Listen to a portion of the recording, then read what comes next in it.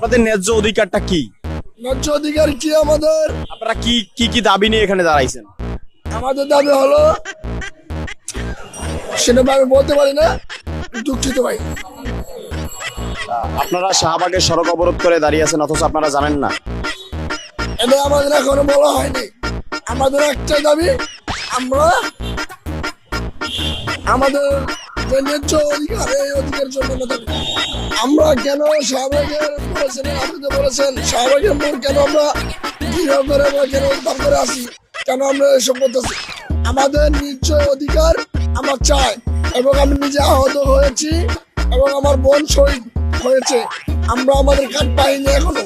আপনাদের ন্যায্য অধিকারটা কি? ন্যায্য অধিকার কি আমাদের? আপনারা কি কি কি দাবি নিয়ে এখানে দাঁড়াইছেন? আমাদের দাবি হলো, সেটা আমি বলতে পারি না, দুঃখিত ভাই। আপনারা শাহবাগের সড়ক অবরোধ করে দাঁড়িয়ে আছেন অথচ আপনারা জানেন না। এটা আমাদের এখনো বলা হয়নি।